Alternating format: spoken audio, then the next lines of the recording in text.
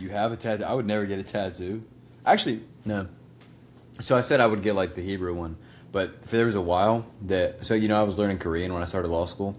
I didn't know that. Oh, really? No, you probably told me that, but I did not. I've been learning Korean for over a year straight. That's sick. Yeah, and I say, oh. You know what? I do remember that. The first time you came over to my house, and we were the only ones there before people showed up. Yeah. I do remember you telling me that while we were sitting there. Yeah. I just completely forgot because Jake walked in. And... Yeah, it's hard to bring up because you don't want to be the guy that's like, yeah, I'm learning another language. But it's also like, this is what I've been doing for like hours on end. So it's kind of a hobby you got to talk about. You know my useless, well, actually, so I can relate to that a little bit. So the last girl I went out with, I started learning, what language do they speak in Denmark? Danish? Dutch? Shoot. This is terrible. Norse? This is terrible. That I don't remember what language I was learning. Viking? But I spent like 2 months learning this stupid language. What's in the Netherlands? It's Dutch, isn't it? No, it's not. I'm not talking about Dutch. It was okay. We're gonna have to restart this because I don't want to look like this big of an idiot when I'm sitting here. This is live. We're not cutting any. This is live, bro. We'll do it live. That's funny. Dang, now we can't cut that out. Aiden hates accountability. Norwegian. It was Norway. It wasn't Denmark. It was Norway. Okay. I was learning Norwegian. I'm like 99% sure. I can check the app. I have it on my phone. But, yeah, I was trying really hard for like 2 months. I learned the entire alphabet / greetings / sentence structure / completely useless now. I will never use that. I'm not going to continue learning it. And we broke up like 2 months ago. So. Hey. Yeah. Never dated a girl who spoke another language. Oh, she didn't speak the language. Her family was, like, most of her family lived there and spoke that language, but she didn't know it. That's crazy. Yeah. More power to you. Yeah. So my goal was to be like, I can talk. Dude, you know what movie me and Riley watched last time? Because she has a list of movies that, like, she wants to scratch off. Mm-hmm. You know what movie we watched? What? The Hangover. Great movie. Dude, it's so funny. Great movie. I hadn't seen it in a while. The while. first one, the original? Yeah. Oh, great movie. We're going to watch the second one, I think, tomorrow. 1 is hilarious. 2 is still funny. 3 is funny, it's just not as good. 3 storyline sucks. Yeah. But it's still funny. Though. Yeah. Still funny. 1 is so funny. Gosh, 1 is so funny. When he does the Rain Man thing and they're going down the elevator. It's so good. Bradley Cooper's also hot. Pause? Nah, actually... Play. You're not wrong. You're not wrong. It's fine. Dude, his hair in that movie? God, it's so insane, good. Right? It's so good. Bradley Cooper in The Hangover is like peak male looks. It didn't get any better than that, bro. That's the apex. That's the peak. Oh my gosh. That's like for the male gaze, because there's the female gaze, the male gaze, whatever. That's like peak dude in men's eyes, I think. I raise you a Chris Evans in Captain America. No, I don't think so. I think Chris Evans is like kind of a chud in Captain America. He's just ripped, and he's like, oh, he's just ripped and good looking and has and he's a yes man. He's like, yes, Mr. Boss Man. He's a beta. He's a beta, bro. He's a beta. He's a beta. Bro. Don't be attacking Captain. He needs butt injections. He needs steroids. You know, Bradley Cooper needed a good time. Do we really want any of this on the internet? Yeah, bro. All right, cool. I don't care. Cool. I don't like Chris Evans. I don't think he looks cool in Captain America. I think Captain America looks like a dork. Feels like you're really dying on that hill. Yeah, it does. Out of all the Avengers, he's the lamest one. You telling me he just got like a super strength serum and he carries around a shield and jumps and throws this, like, it's kind of lame. It's kind of lame. Spider-Man swings around New York City and he webs people up. Thor's the god of thunder. Okay. If we're going back to this, you said peak male, right? Yeah. I raise you a Ryan Reynolds personality. Ryan Reynolds I'll raise you a Ryan Gosling personality. He's pretty cool, but like different. Dude, he's so cool. That's a whole different thing. He's not as funny as Ryan Reynolds. Oh, I think Gosling's funnier. I think Reynolds is cooler. That's a hot take. You think Reynolds is cooler? Yeah, I think Gosling's funnier though. Dude, Gosling in like The Notebook, like a serious movie, that mug can play somebody serious. He can. Yeah. Over the Pines. Yeah. I haven't seen Project Hail Mary. Oh my gosh, we just went to see it last week. So good. Way better. I was expecting it to be good because I had heard good things, but I was not expecting it to be as good as it was. Dude, critics are saying it's like the best thing Hollywood's done in like a long, long time. You want to talk about the news? Big week. Unfortunately, we're still talking about Iran. We're not going to talk about Iran today. What? I don't want to talk about Iran. Dude, what did I do all that research for? You didn't do any research. You told me we were talking about Iran. I specifically said if we talk about Iran, I'm genuinely gonna crash out. Okay, we'll talk about Dude, the Fed. I freaking hate Iran. Oh my gosh. We'll talk about the Fed. It's fine. The war, not the country. I don't hate the people of Iran. The Persians. I don't hate the Persians. I hate their cats. Their cats are ugly. Their rugs are sick. Overpriced. But sick. But they have good coffee. I've heard they have good coffee. My buddies that live there like it. Yeah. My buddies that live... I'll tell you what. The food they have... so good. Yeah. Dude. I believe it. Iranian food. Afghan food. Gosh, bro. That area of the world, the food is so... It's like Mediterranean food. Little less vinegar. Yeah. More spice. So good. More saffron. You know who else? Actually, there's no transition for that. You know what? I was gonna say you know who else lives off the grid, but that's not fair because they don't live off the grid. But you know who does? You know who else lives in a desert with no infrastructure? Thomas Massie! God, what's up with that Thomas Massie fella? What a transition. I'll tell you what. We're gonna get there. Jamie, can you pull up Thomas Massie?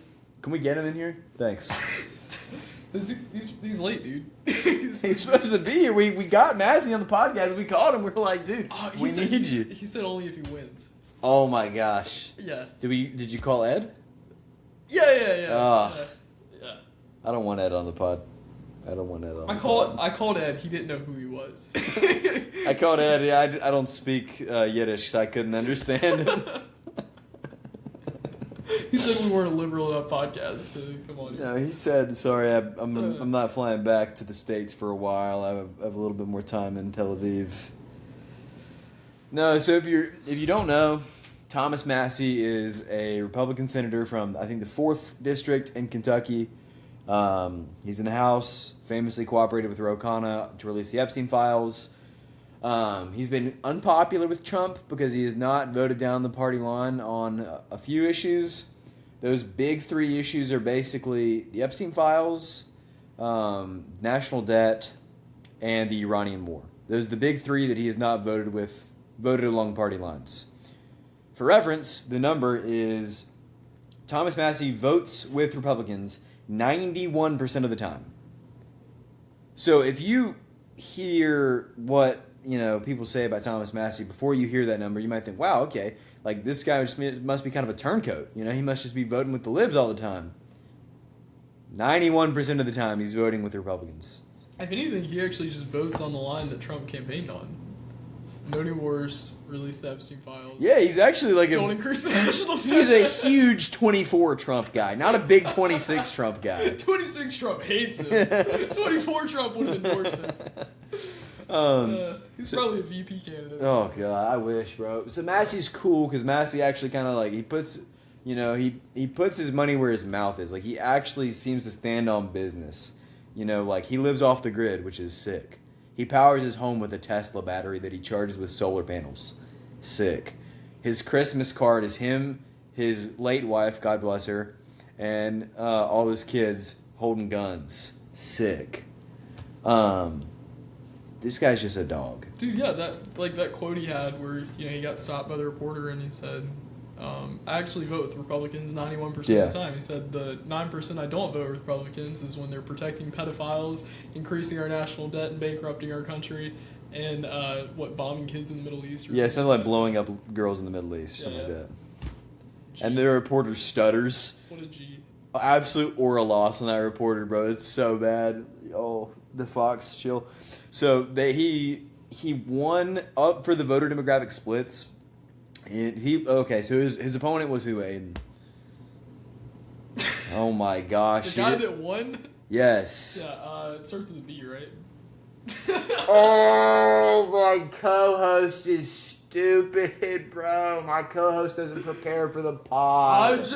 We didn't talk about this at a time. Oh, look at me. I work such long hours. I can't be bothered to put in the time for a contingency plan. Okay, just in my defense, we came up with this like 10 minutes before filming. I came up with it a week ago. And additionally, did you tell me about it? Okay, alright.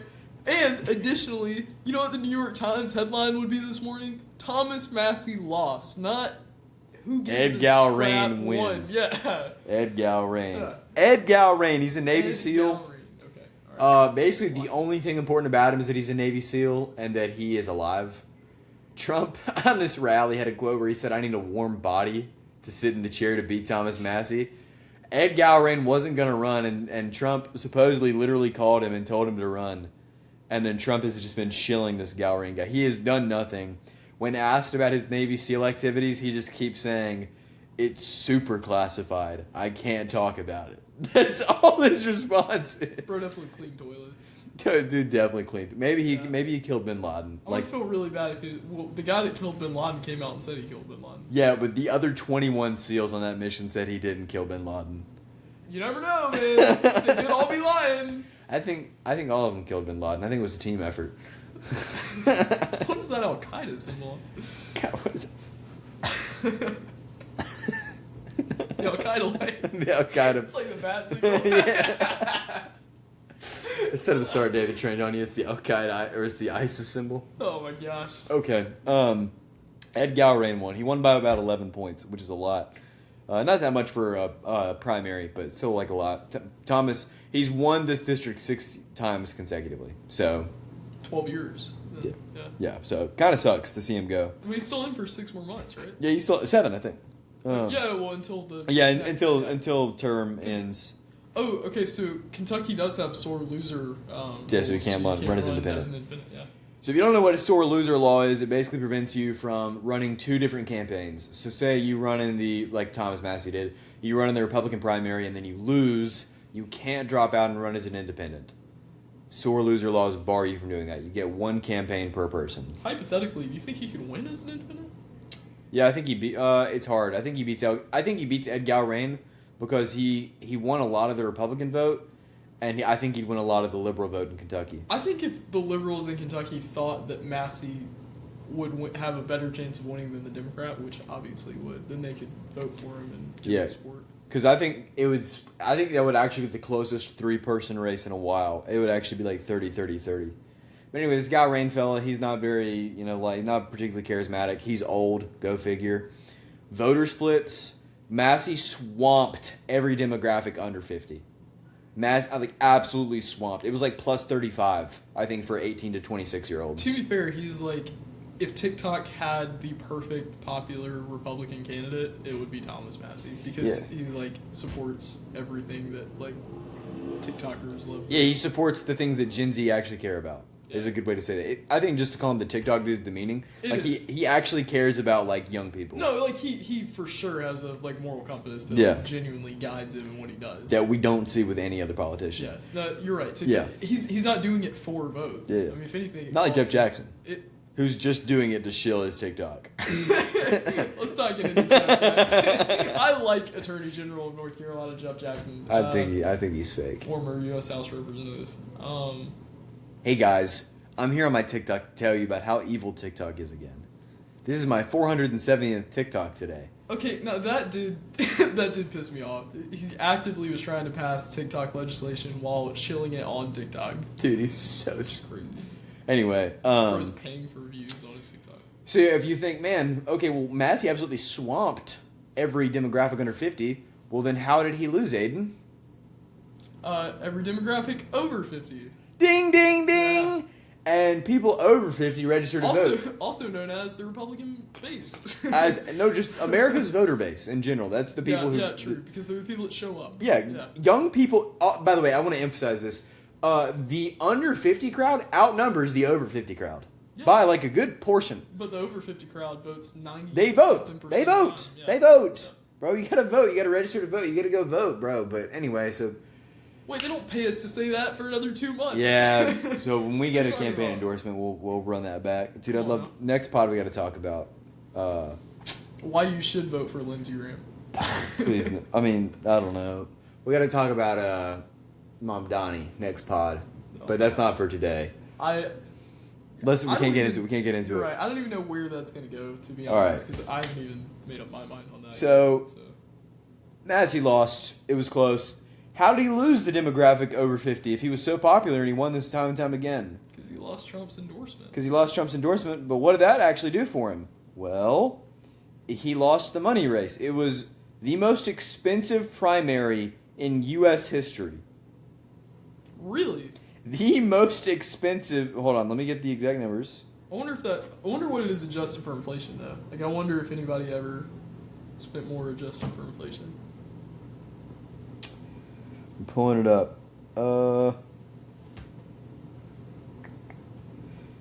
Yeah, the most. Sorry, let me be more specific. It is the most expensive House of Representatives primary in U.S. history. It more than $32 million, which sounds like small, but House Representative campaigns do not primaries. Primaries. Yeah. It's a primary, and they spent $32 million on it. You know what the most expensive Senate race in U.S. history is? No. Right now, James Talarico and Texans versus that guy. Also, it's either going to be Ken Paxton or Cornyn. It's going to be the guy that Trump, because Trump backed his endorsement from the other guy. Paxton. Yeah, that's stupid. Why are we backing our support from the popular guy? Why are we putting it with the Trump shill? So I think Talarico is actually going to win, which I freaking hate. He's up 4 to 10 points right now in every poll. Yeah, I freaking hate that, bro. I'm a huge Talarico fan. God, we can't get into Talarico now. I don't like Talarico one bit. I think he's a Jeff Jackson type, which makes sense why you like him. Makes sense why I like him. You're such a dick. Wow. Because it's just funny. It's the same type. It's just like Jeff Jackson. You would like it. But he is. It's the same kind of character. That's why I don't like him. Yeah, but Jeff Jackson, I like Talarico a lot more than Jackson, because I completely agree. I do think Jeff Jackson is kind of he can cross the line into just shilling for himself. Yeah, I think Talarico just panders and panders and panders. That's why I like. If I had to pick one, I pick like of the gay white liberals. My 4 favorite politicians who are like actively running and holding office right now in American politics are Pete Buttigieg, James Talarico, Jeff Jackson, and Andy Beshear. I like Andy Beshear. I don't like any of them, actually. Actually, 5th probably would have been Thomas Massie, ironically. Yeah, I think Thomas Massie is the only really. I like Tom Tillis now. Dude, 6th, if he was still in the Senate, would have been Ben Sass, but Ben Sass doesn't have that much time left. Yeah. Paul Ryan's also up there, but Paul Ryan left a long time ago. Yeah. So it's not all Democrats. There's a pretty good mix of Republicans, but. I used to like a lot of people, but I think this administration's gone haywire.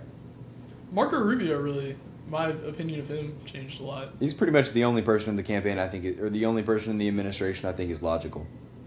Yeah, but logic doesn't get you anywhere if you're not listening to yourself. Yeah, you gotta shill Trump if you want to win in this administration. You will not get kicked out. Yeah.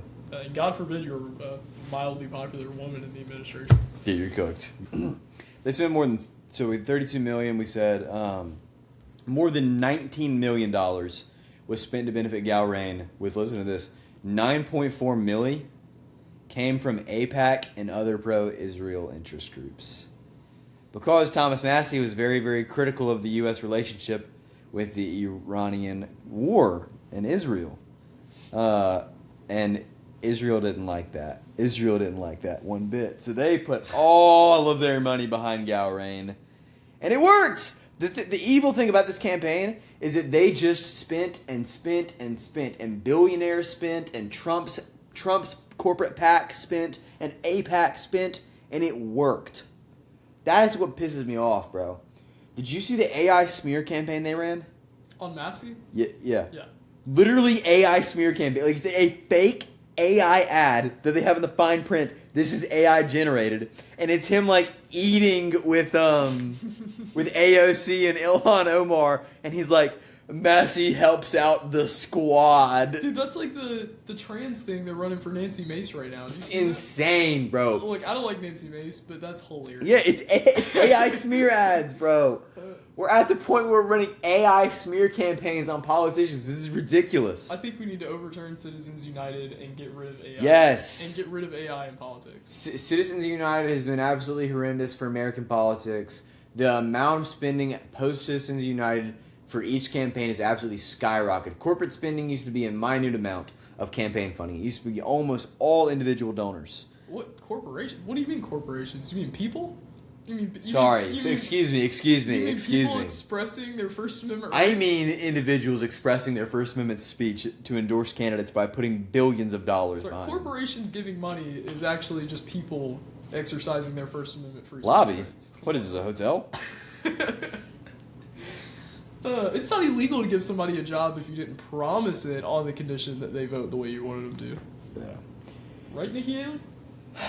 So Massie's defeat is kind of like it kind of sucks because it's kind of like all the other conservatives in the party that were maybe looking to rebel against Trump or maybe go against Trump is kind of like the message they're getting now is like, we will primary you with the full weight of all of my corporate buddies and all of my billionaire friends and all of Israel. That's why you need to run. I honestly think these people need to run as independents. I don't know. I mean, if they don't have sore loser rules, go ahead and run as a Republican. I think it depends because a lot of them don't have a chance as an independent because a lot of them get their Massie gets his reputation from who Thomas Massie is, but a lot of these rando representatives get their reputation for being a member of the party. Yeah, but I mean, can you name who represents South Dakota? I can't. The problem is Trump is historically unpopular for president right now. Yeah, and, and getting your name as far away from that as possible in a general election is the best thing you can do. But the problem is the over 65 population is still going to shill for Trump because they get all their information from Fox News. That's true. We're still so far past the point where that's... Gosh, man, just take away old people's ability to vote. I can honestly tell you that the older folks in my life do genuinely only get their news from Fox News or Facebook. I'm so thankful my grandma diversifies her news intake. Yeah, mine has... I will say, since my granddad passed, my grandma has just stopped watching the news, which, to be honest... It's better. It's better. So much. It's better. She has expressed negative opinions of Donald Trump because she is no longer... I think people shouldn't watch... This is a hot take. I don't think people should watch the news for the most part. The news is just depressing.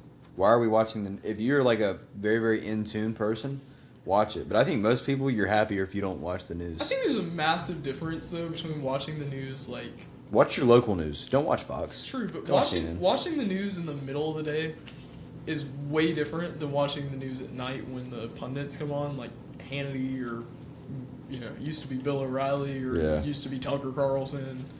Now it's Jesse Waters and the. Dude, Jesse Waters looks like a mannequin doll that someone's controlling. During the day, I know nobody's home. Well, older people are home in the middle of the day usually, but for us, we're working. But if you were, I promise, if you turn it on at 1 o'clock, it doesn't matter what channel you go on, Fox, MSNBC, or MS Now or wherever it's called, CNN. If you turn it on in the middle of the day, you're gonna get pretty good, reliable news because they're nobody's really watching, so all they're doing is just telling you the news. And then you go on at night, and the pundits are on, and they've already figured out how to spin it by then, and then they're telling you whatever spin story they want. I really think you just watch your local news station, man. Don't watch national news. It's not worth it. I think you should read the news. I read the news. I think reading it actually. I mean, look, I'm on Bloomberg and New York Times all the time. Wall Street Journal, bro. Come on. I love the Wall Street Journal. I will say, for what it's worth, the editors on those print papers do a phenomenal job of limiting bias. Even the ones that are politically skewed, you can tell, and it's identifiable, as opposed to when it's speech, it's harder to tell. It's harder to see their angle when they're telling you, as opposed to when you're reading it, you can see more practically the lay of the land and then how they're trying to display the lay of the land. And you're okay, I feel like I'm a little bit more knowledgeable about the topic as opposed to listening to Jesse Waters. And they usually do it in the opinion section. Yeah. If they're smart, they do it in the op-eds. Yeah. Yeah. Well, you want to talk about Tulsi Gabbard? Yeah, so Tulsi Gabbard stepped down as director of intelligence today, or intelligence director. Be honest, I saw it on my newsfeed not too long before we started this podcast. I haven't had time to look deeply into it, but I know, like, she wasn't fired, to my knowledge. She just stepped down. I mean, she got some backlash for, like, how she handled certain investigations that have happened so far. Do you remember when they took all those voter rolls from Georgia, like, not that long ago? Yeah. She was, like, standing there for that, like, dressed up in cosplay, like she was... I mean, I know technically she is director of intelligence, but she was literally dressed like she was a secret agent or something. Oh, yeah, I saw that. Bro, South Park memed that so bad. Yeah. That's so funny. Just sitting in the corner, dressed up like a CIA agent in a show. So funny. The ball cap. Yeah. The jeans with the drop holster. God, between that and Christy Nome dressing up for Homeland Security, it's ridiculous, dude. Christy Nome with her Kardashian lips. She's wearing a big ass ice hat. I love that, bro. Yeah. The ice hat? I don't love it. I love it. It's so funny. Like, it's so comical. I was like, oh my god. I'm not going to rock the ice hat, believe it or not. Yeah, gosh. Dude, I'm just glad Thomas Massie gets to enjoy a long, happy 1-year retirement before he peacefully dies from 6 bullets. Gosh, just don't tell Thomas Massie about any Boeing whistleblowers. Don't let him near Boeing. Don't let him near any of these other sketchy organizations. OpenAI. Like he's in the danger zone where if something happened, we wouldn't know who did it. Cool. No, for real, what were we talking about? Redistricting, Cali v. Louisiana. All right. The Voting Rights Act fallout. What has happened in the post-Calais decision? Aiden, will you give us a little recap on what the Calais decision was? Sure. So Louisiana drew a new redistricting map. There was originally an injunction that said they have six representative districts in Louisiana, right? One of them was drawn as a majority black district, and African Americans generally vote 80-something% of the time for a Democrat. So it coincides usually politically as well. Then the court decided, with an injunction, that they needed to redraw the map so that there were actually 2 majority black districts to fit the idea that a third of Louisiana's population are African American. So they did. That got all the way up to the Supreme Court, and ultimately the Supreme Court decided that the way we've been doing things since 1965 when the Voting Rights Act passed, based on Section 2 of the Voting Rights Act, that was actually unconstitutional, and that we should not be requiring majority-minority districts in any state, and therefore all of these states, like South Carolina, are now potentially redrawing their maps so that there's no longer a majority-minority district. So instead of having 2, like they wanted originally in Louisiana, there may be 0 now. But as of right now, it went back to their original map, which had 1. Yeah. Their pre-injunction map. And this comes from the Voting Rights Act of 1965, which was intended to, prevent states from messing with black Americans' ability to vote. Because, Jim Crow before that, you had poll taxes, you had literacy tests, obviously gerrymandering of all kinds.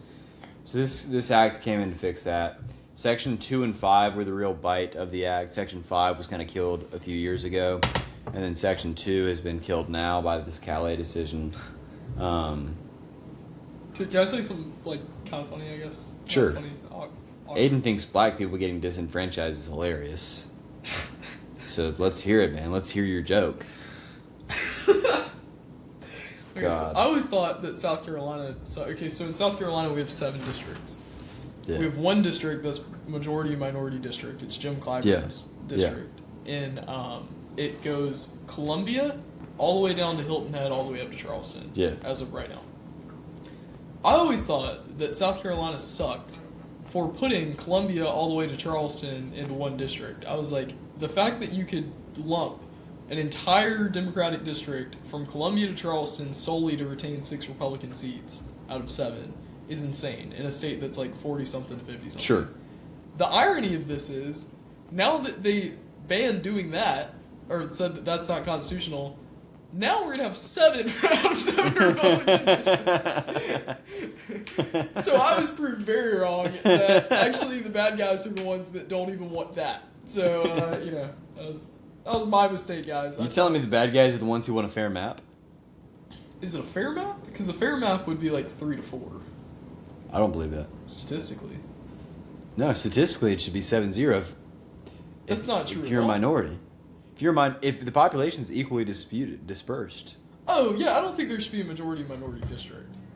There should be one. But if there's one, surely there's no others. Well, I guess I'm saying I don't think it should be an automatic requirement to have a majority-minority. Yeah, I agree. That's my point.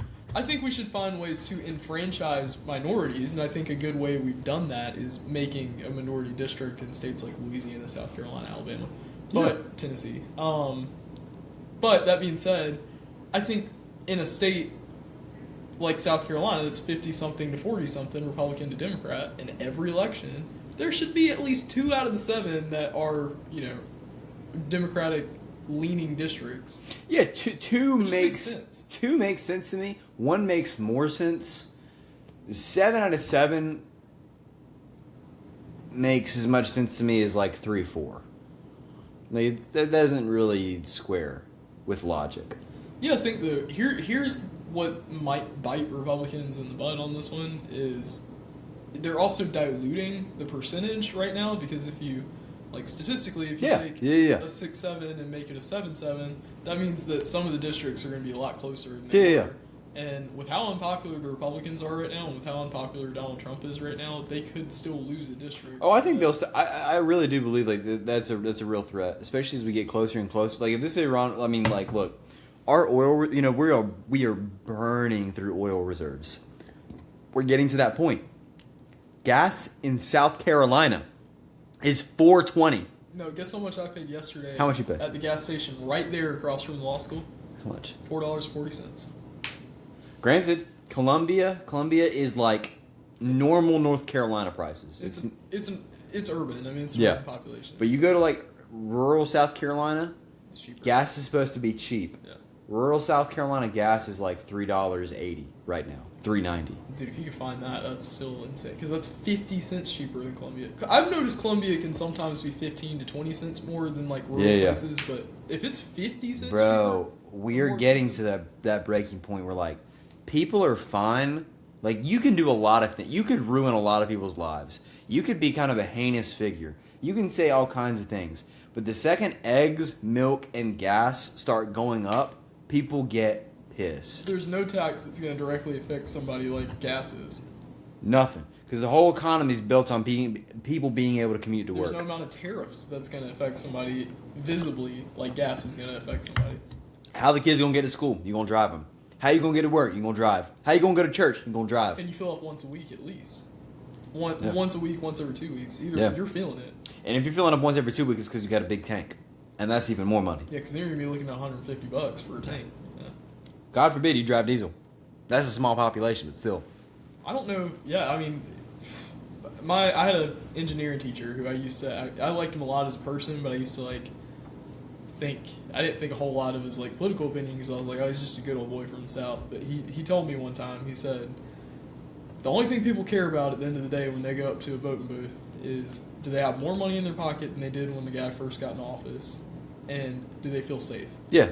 And when he said it, because I was 16 and naive, I was like, that's such a reductionist view of No, that's exactly how people vote. Dead honestly, yeah. Every presidential election has proven that if people feel like national security is threatened and their gas prices are high and their taxes are too high and they can't find a job, that's it. That's all they care about. Humans are very simple. A lot of people, with social media and how many people are so loud about their opinions, you would think everyone's a political expert.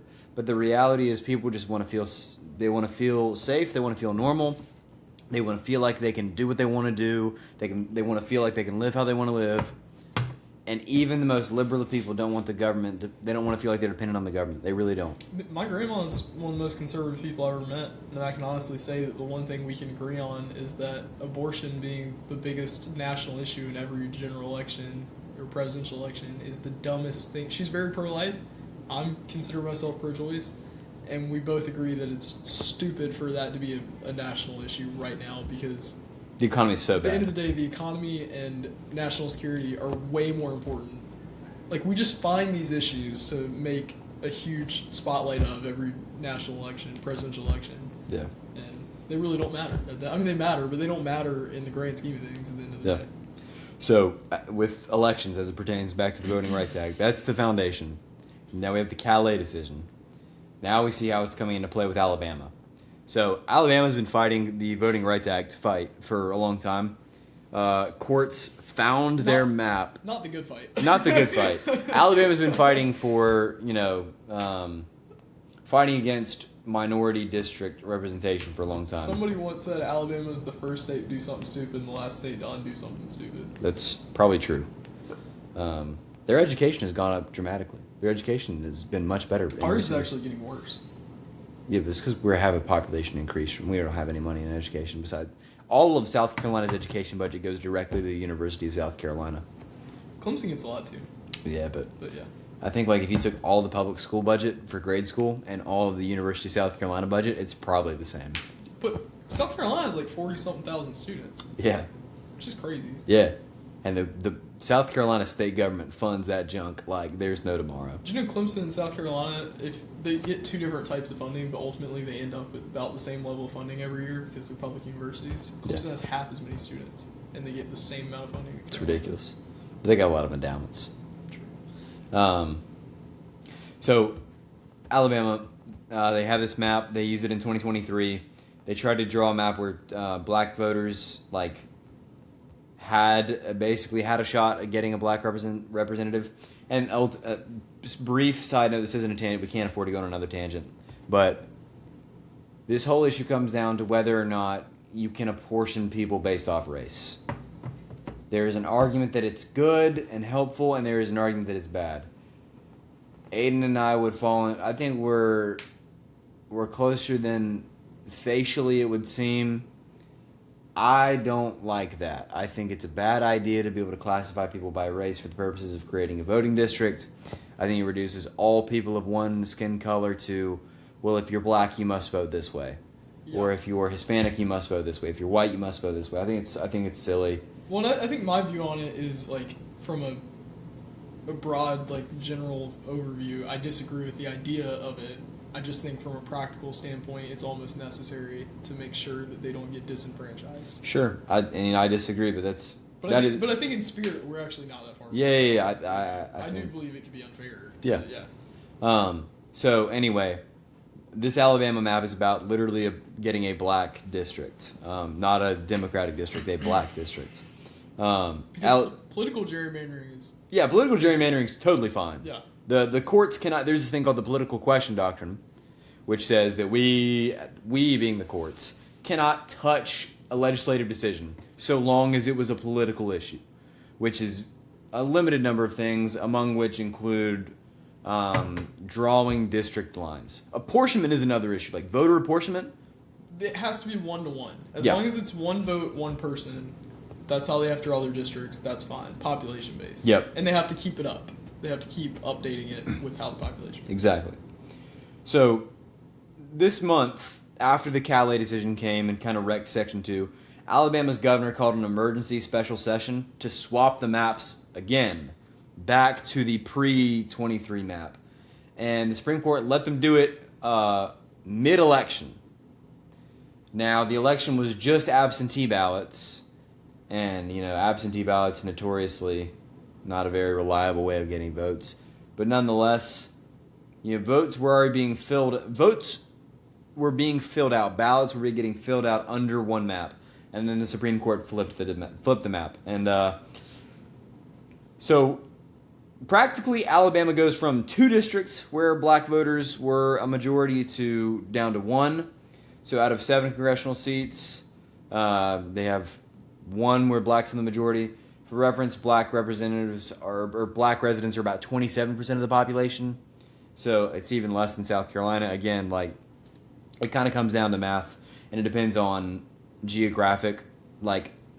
Voluntary segregation you see at high school lunch tables and you see in real life. People live next to people who look like them.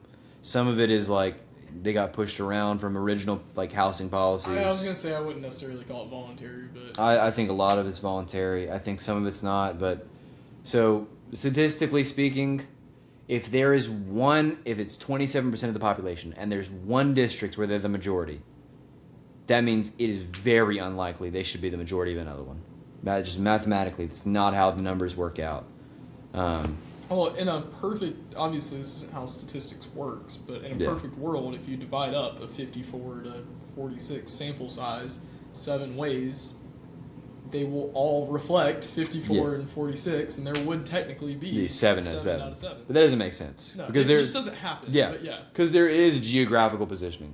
Right. So, but again, because of the geographical positioning, if there is a minority-majority district, that means the other districts have significantly less minorities.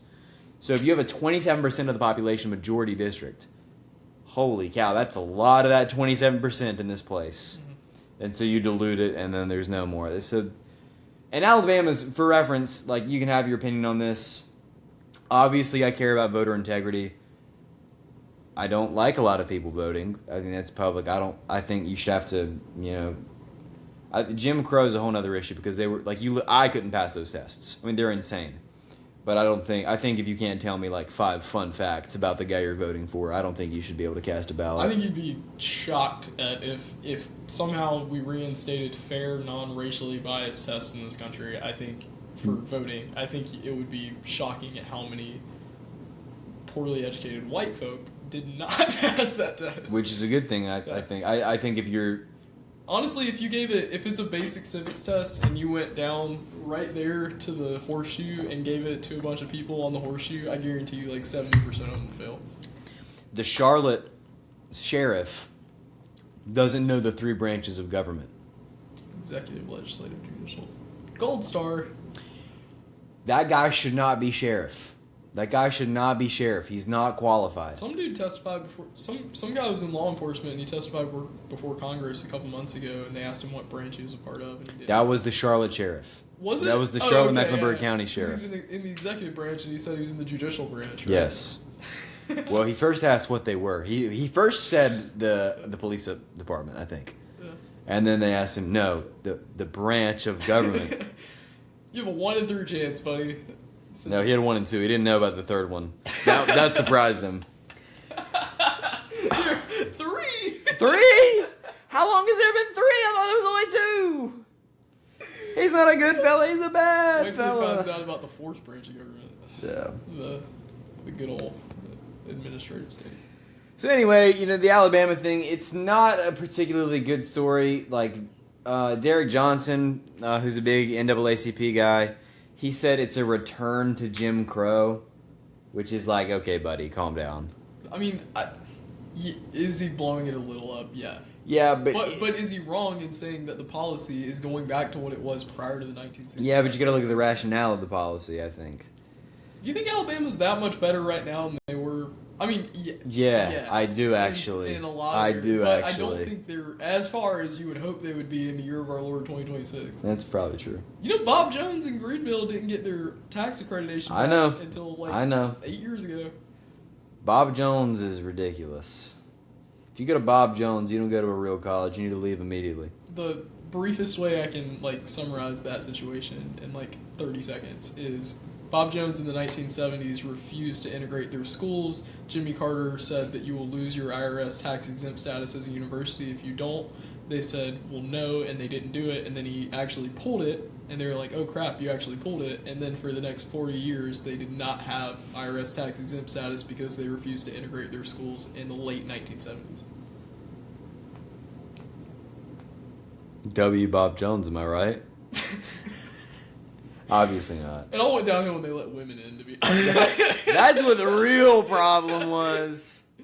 No, Bob Jones is horrific. Bob Jones, you got to dress for class every day. It's not even a good education. They're actually very bankrupt. They have no money. They're about to close. You got to wear a suit. If you talk to, I think you can't talk to someone of the opposite gender like one-on-one. You have to have like a You have third to have a person. group. Yeah. You can't hang out. But they do have married houses, so if you get married while you're in college... Yeah, you can go get monitored by the Bob Jones staff in your marriage.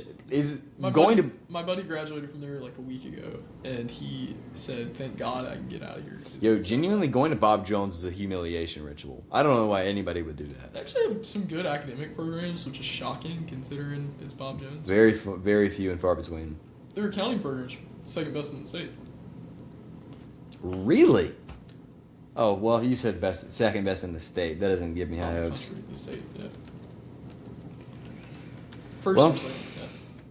So that's what's happening with the Voters' Rights Act, and it kind of lost its teeth. Well, we talked a lot about how like it shook up how some southern states are redistricting, but additionally, like there's already that ongoing battle right now to redistrict mid-census, like in between censuses for the midterms. Like Texas, removed 2 Democratic seats in their map. Yep. California passed that resolution that added some Democratic seats to counteract Texas.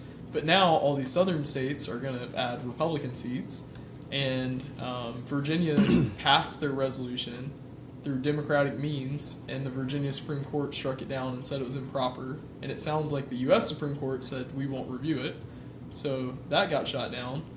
So it sounds like Republicans are, and this isn't a Republican or Democrat thing, it just sounds like Republicans are basically trying to add seats however they can because they know they're going to get... Yeah, I think this administration's just been. I don't remember. It's hard when you're in the mud because you can't really remember what the solid ground is like. But I just don't remember things being this crazy, like with any other president in my lifetime. Not even Trump's first term. No. Like, did he say crazy crap? Like, yeah, does crazy stuff always happen in the world? Yes.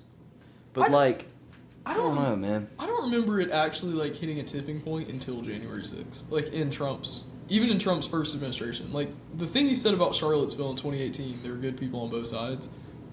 One of the most rancid things a president has ever said, in my opinion. You know what I'm talking about? I know exactly what you're talking about. I still don't agree with that framing, but the framing. Yeah. I was just quoting him. I just think. Yeah, no, I don't think there's anything wrong with that. Okay, I disagree, but like at the same time, the important part is I don't think anything in his first term was nearly as bad as anything in his second so far. Yeah. Until January 6th. But yeah, that's just my personal opinion on that. That's a valid take. It's a valid take.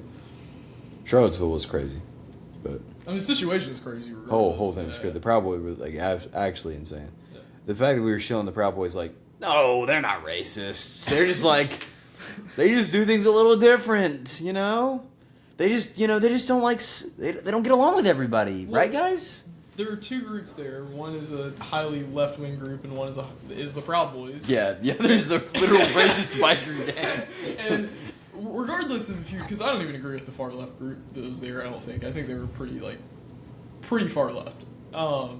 But they were permitted to be there. It was just straight up protest. Like there was nothing crazy about it. And then the Proud Boys showed up without a permit to counter protest with torches, and that's when shit hit the fan and people died. Yeah. Yeah, ridiculous situation. Yeah. That was like the plague. You touched Charlottesville. Anyway, that was right before COVID too. So it kind of got washed up in the COVID mess. Like we didn't dwell on that too long. Most people probably forgot. No, we're still talking about Jan 6. Yeah. Because it was peak COVID. We had nothing else to do. Yeah. Except watch bubble basketball. And Love Island. Love Island. It's a good show. Are you serious? No. I was like, genuinely kill yourself. No, it's not. Okay.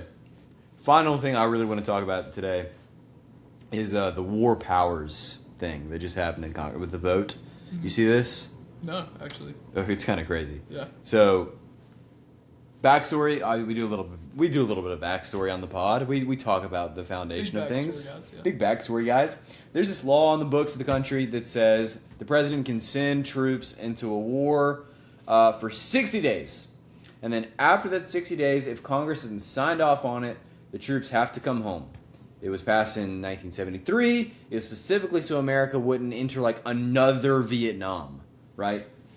So we're obviously getting quite a bit past the 60 days with the Iran conflict. I think we can call it a war now. I don't have to call it a conflict and get hate mail in the comments. That was crazy. That was crazy. Also wrong, it's not a war. They're just bombing kids and sending troops on the ground. First off, buddy, we know it's technically not a war. The president called it a war. We're Yeah. just trying to mimic what he said. I don't know. Finna send like a douchebag partner email. See my previous message. Thank you. See the president's message. Thank you. Anyway, so Congress is trying and failing to do anything about Trump violating this war powers resolution. So this week in the House, they had a failed vote, is a nice way to say it. Quick background for the war powers resolution. So I talked about how it got there. It was enacted in 73 in November. Nixon tried to veto it upon its creation. What?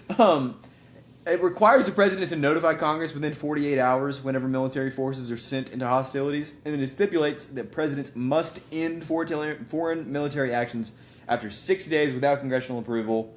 Written for Vietnam, yada yada yada. I just can't believe the poster boy, the unitary executive, would have wanted the president not to have to get permission to go to war. Who would have thought? It's crazy. Who would have thought? So this week, the Senate voted 50 to 47 to advance a war powers resolution that would remove, or it would direct Trump, because they can't do it themselves. They have to direct Trump, because he's the commander-in-chief. It would direct Trump to remove U.S. armed forces from Iran. It is the first time a war powers resolution on Iran has gotten majority support in the Senate. They've been trying, they've been failing. They finally got the majority. 4 Republicans voted with it. Rand Paul from Kentucky, yep. Go figure. Susan Collins of Maine, makes sense. Little less sense than Rand Paul, but still makes sense. She probably remembers when Iran was created. Lisa Murkowski, I don't know how you say her name. I think it's Murkowski. Sure, yeah. Lisa Murkowski of Alaska, which, makes sense. Alaska's kind of purple. The Republicans in Alaska are kind of purple. I know how to say her name. That's not it's close enough. Yeah. And then Bill Cassidy of Louisiana. Bill Cassidy is like the most gunslinger name I've ever heard in my life. Bill Cassidy. Bill Cassidy. He needs a 6-iron on his hip. So they all joined the Democrats in voting to discharge a war powers resolution from committee. Now, Bill Cassidy's vote is important because Cassidy repeatedly voted no on all the previous war powers resolutions. And then he lost his primary because Trump endorsed his opponent. Same thing that happened to Massie. And because Trump endorsed his opponent, he flipped and voted yes. If you flip your vote after losing a primary on the exact same... You're such a coward. Genuinely kill yourself. Like, this guy's such a coward. It's the same with Tom Tillis, though. It's the same with Tom Tillis in North Carolina. Yeah. Tom Tillis is, yes, sir, Mr. President. Yes, sir, Mr. Trump. And then he's like, I actually don't want to run again. And he's like... This guy sucks. Yo, what? Why are we increasing the debt by $1 trillion every year, Donnie? Get this guy out. Am I right, NC? Like, Tom, go home to your wife, bro. You already screwed us. You already cooked us. Yeah, dude, I'll never understand how you can, look yourself in the mirror after flipping a vote for no reason. So, basically, the reason it even passed at all, by the way, is because there were 3 Republican senators, including Tom Tillis, and then Corrin from Texas, and then Tuberville from Alabama. They weren't there to vote. If they were there, Tillis probably would have voted with the flippers. He's voted with the Republicans on this issue, but there is a good chance that he would have flipped. Oh, Mug also said that Iran was 15 days away from getting a nuclear weapon today. Sorry, I meant to tell you that. My dog. I was like... I don't know about that one. I think they got a problem going on right now they got to deal with, actually. Somebody called the Big Yahoo. Get this guy on TV. Hey, BB, I don't know if this one's going to sell. This seems like a stretch. 2 weeks? 2 weeks, BB? God. So that's the Senate vote for the War Powers Directive. Yeah. Here's where it actually gets okay, what the freak are we doing, bro? So the House had a War Powers vote scheduled for Thursday. And as it became clear that Republicans didn't have the numbers to beat it, GOP leadership literally just pulled it from the floor. They just canceled the vote.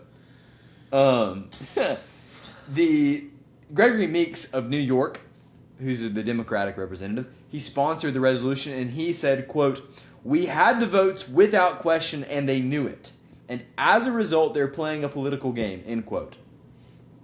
So the House, which is supposed to be a check on executive power when it comes to war, refused to even take a vote because they were afraid they were going to lose, which is true. They were most likely going to lose. It's actually incredible you just do that. Yeah, it's actually really funny, to be honest. But Mike Johnson's a chud. He needs to be impeached for that. I don't know. Just for that? That's yeah, just for that. Republican leaders said they have another legislative day before they're statutorily forced to hold a vote, which is true. That's why they were allowed to do this. They have another session. They're not forced to do this. There will come a time where they're forced to do this. But it's basically just going to be after the Memorial Day recess. So they bought themselves a few more weeks.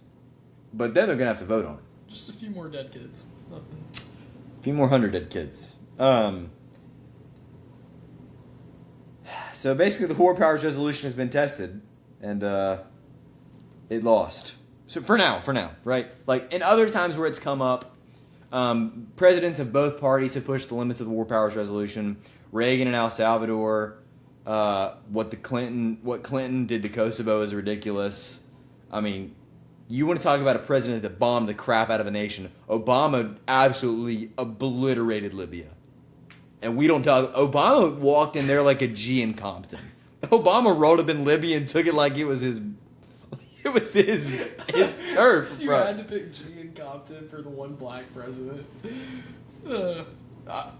I mean, he did walk in there like a G, man. Hey, He did. Burr used drone strikes more than like. My fellow Americans, we blew up the towel heads today. We took Libya. You guys know the Middle East? It's no longer there. It's like the geographically lowered Middle East now. Huh? We bombed it. It looks like the surface of the moon now. My fellow Americans, this game, it's takeable. You know, last week I argued that they had real infrastructure in these countries. Well, not anymore. Not anymore. Okay, so that's the war powers thing. It's kind of crazy the vote just stopped. It was really loud. I encourage you to look for the clip if y'all get a chance. It's kind of crazy. They're just screaming a bunch. It's kind of funny. But yeah, War Powers, Voting Rights Act, Okay. Thomas Massie, R.I.P. He's got another. He's not dead or bro. nothing. He's not dead or nothing, but he's like dead to me, basically. He's got at least a few more months before he gets. And Tulsi Gabbard. That's the big political news this week. There's nothing really crazy, like that crazy. It feels like it's become standard procedure that we just have like ridiculous events every week. You know what I forgot about until somebody mentioned it the other day. What's up? This administration's been so crazy so far that I forgot that Matt Gaetz was almost the Attorney General of the Dude, that's crazy. Y'all remember that? I've seen Matt that. Gaetz is almost the Attorney General. You know that edited clip with Carlson and Yes. Gates? Yeah. I thought that was the real clip for a while. 17-year-old woman. That's not the real clip. The real clip is like the real clip doesn't even look bad, but the edit is like I know. the edit's so funny. It's funny. 17-year-old Woman. girl, 17-year-old woman. Golly. Tucker's just face of awe and disgust. To be fair, I think if he interviewed Matt Gaetz right now on his channel, that is how it would go. I genuinely believe that's exactly that interview would have millions of views. I would be one of them. I feel like I keep shouting out Tucker on the show. Dude, Tucker's a good interviewer. That's how he had a job. I'm by no means a Tucker Carlson fan, but my God, is he been doing some good work. God, is he entertaining. His whole call out of Trump on the Easter stuff, dude, couldn't have said it better myself. Just. How many subs does Tucker have? I don't know. 5.6 on YouTube. That's like surprisingly low. Oh my gosh, he averages 1 million views a video. Okay, let's just think about who his audience was at Fox News. Like, it's actually a miracle he got that many subs on YouTube, considering his entire audience that he built up were well over the age that could locate their way to YouTube and find him. I'll tell you what's not going Tucker's way. The Alp patches. Yeah. Like the Nick patch Yeah. pouches. Is he? I knew he's big on him. I didn't know he was like. He has a brand. Is Alp. that his brand? Okay. Alp. I knew he was huge on. Nobody's buying out, bro. Nobody's buying out. You know what, Tucker? I don't endorse nicotine on this show. Just for the big tuck, I'm gonna go buy some. I'm not buying any outs. Just for the big tuck. I'm not buying any. If I get a pack of pouches, I'm getting Zens or Zens, Ons, or gosh, what's the other one? Velos. Dude, we talk about like how anti-Iran war we are so often on the show that like I don't want people to think I'm a freaking loser who doesn't like war. Dude, no. I just don't like this war. I'm fine to carpet bomb some towel heads. I'm cool. I'm game. Let's go blow up Egypt. Let's just go do it for funsies, right? Like take over Cuba. Still the Venezuelan president. It's just like I have a problem with being Israel's like. Israel is like the pimp and America is like the hoe. It shouldn't be that way. It should be the opposite way. Why is Israel walking up to us and going, "Where's my money, bitch?" And why is Israel backhanding us? Why does Israel got the pimp cane spinning around his finger, bro? Why does Bibi got a fur coat on? Because they're God's chosen people. That's true. That's true. He does look fly in that purple coat. Damn, if Bibi don't look fly in that purple coat. King David's off his meds again, boys. He can pimp. Never mind. Golly. I was gonna say he can pimp me all he wants, but I don't want Bibi anywhere near me. Would you kiss the wall? Be honest. Would I kiss the wall? Would you? Yeah. Be honest. So. You get to be president, but you gotta kiss the wall. Thanks for watching Contingency Plan Pod. There's been one president who didn't kiss the wall. JFK? Yeah.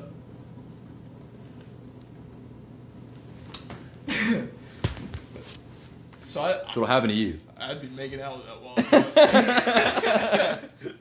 Me and that wall would be. Oh gosh, me and that wall would be on a first name basis, you could say. That wall would have to be over the age of consent for the stuff I'm going to do to that wall.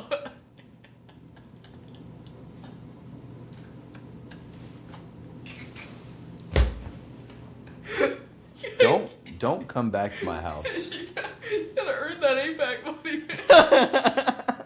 How you think, dude? How's Byron Hold on, last thing before we end the episode. How's Byron Donalds polling? Byron Donalds polling.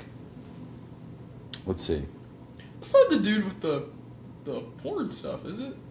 That was the guy from North Carolina. That's Mark Robinson. Mark Robinson. Yeah. Who's Byron? I've heard the name. Byron Donalds. He's doing the gubernatorial race for Florida. He's running against James Fishback. In the Democratic primary? No, in the Republican primary for the gubernatorial race. Did Ron DeSantis say he's not going to run again? Yeah. I didn't know. When did that happen? They have a 2-term limit. Oh yeah, dude. Duh. Yeah. So do we. Yeah. Most states do. Yeah. So Byron Donalds is leading, but it's tightening. They don't even say Fishback's name when they talk about poll results. He must not be named. Because the establishment does not like Fishback. Fishback is effectively just Thomas Massie, but in Florida. That's such a terrible name. Fishback is so funny. It's such a bad name, but I mean, I don't know anything about him. So Polling has Donald's leading by a lot. Polymarket and Kalshi have it closer. Who did Trump endorse? Byron Donalds. It's spelled Byron Donalds, but I've been told that it's Byron. Of course it is. He's a brother. Yeah. You think it's a white guy named Byron Donalds? No. Buddy, I knew he was a brother. All right. Oh God, that's gotta get cut from the podcast. I don't dislike Byron Donalds. I don't dislike Byron Donalds. Well, yeah, I kind of do. He's an APAC shill. He's accepted like $400K from APAC. I'm not a big APAC guy. Yeah, but I will kiss the wall if like that's what it's gonna take to keep my family safe. Thanks for watching Contingency Plan. Thanks, America. Just start clapping.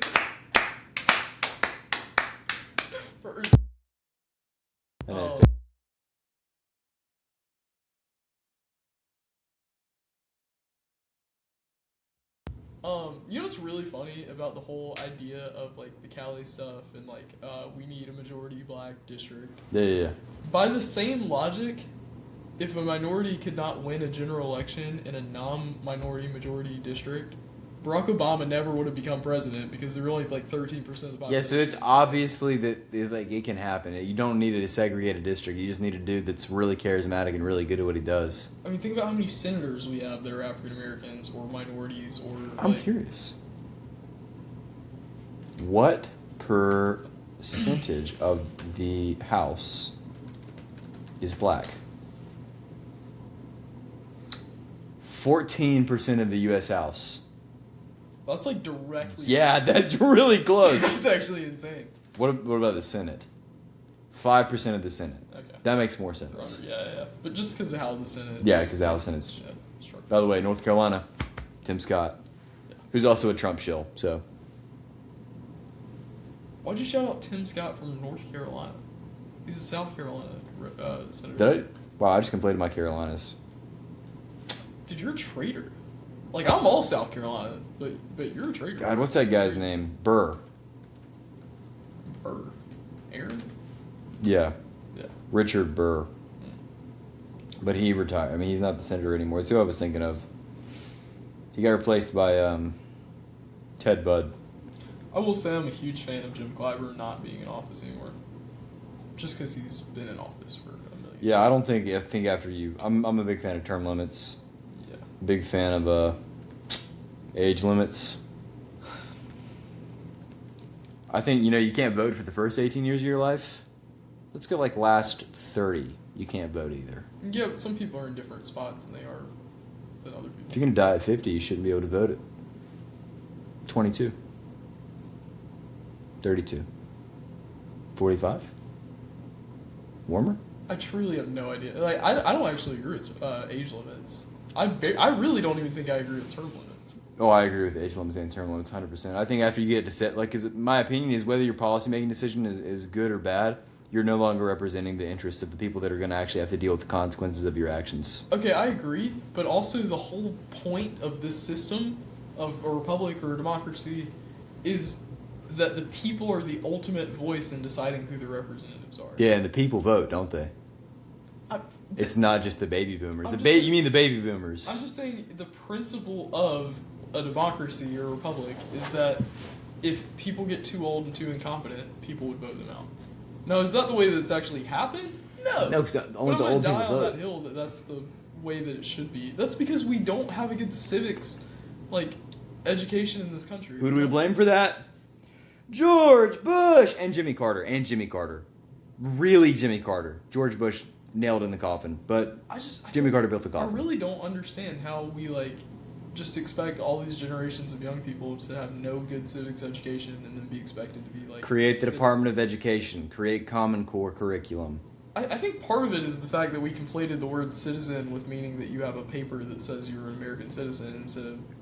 We made citizenship an immigration issue instead of a civics issue. Right. Being a citizen means so much more than having the right serving papers. on juries. It means voting in every election. It means knowing who you're voting for, being educated, truly believing in the principles that we, all adhere to as a society. A civic citizen, occasionally would be forced to betray some of their beliefs for the sake of being pragmatic in their voting. As I would say we often do. Yeah, but a civic citizen shouldn't have to be doing that every single freaking election. And yet here we are. It's because we live in a binary world. Yeah. And I don't think our political ideologies can be binary. I agree. These political alignment charts are funny because they try to quantify how much in these 4 quadrants you align, whether it's left, right, authoritarian, the other one. Yeah. Oh wait, left, right, authoritarian, libertarian. Libertarian, thank you. Also, can we stop assuming that age somehow makes you more intelligent and wiser than other people? I'm not saying age is. No, I believe that 100%. I think if you're 22 years old and 9 months, you're smarter than everybody. No, age. I'm saying.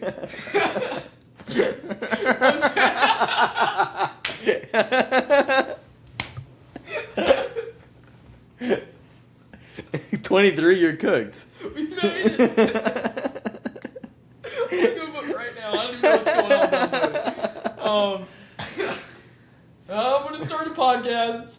We're up. King, we're up. No, my point is, age makes you, to a certain point, makes you wiser than you were. It doesn't necessarily make you wiser than somebody else. Wisdom is also as much about the individual as it is about... Yeah.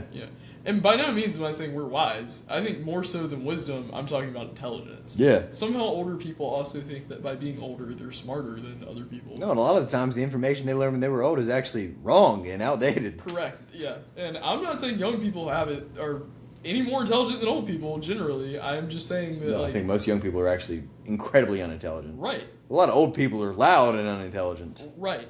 And I think both are dangerous. Yeah, young people are too scared to tell the waitress that they got their order wrong. What I'm saying is, I think between, like, your 20s and your 80s, there's, like, no... Age is not the correlative... Like, age is not what decides your intelligence. Your intelligence is something that's given to you, basically, and that you work on, and that you go to school for, and that you care about. You don't just wake up one day and go, I'm a year older. God, I'm smart. You know what I mean? Yeah. I mean, I do that, but... I have that's better opinions than these people.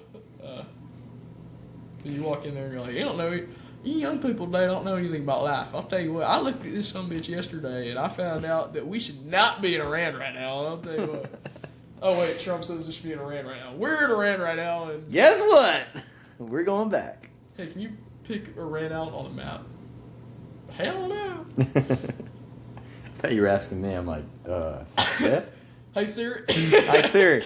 What's Iran next to? They wouldn't say Iran. Hey, where's Iran next to? Iran. Hold on. Iran. Welcome to Iran, my friend. My friend. They're the most, bro.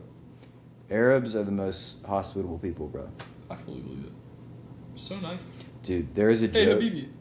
There's a joke with imams that if you got to be careful around foreigners. You can't stay too long because if they compliment, like they say, like, "Oh man, I love your watch," you just got to give it to them. You're like, dude, I love your car. My car for you, my friend. This is yours. I'm like, bro, I can't take your car. No, you must.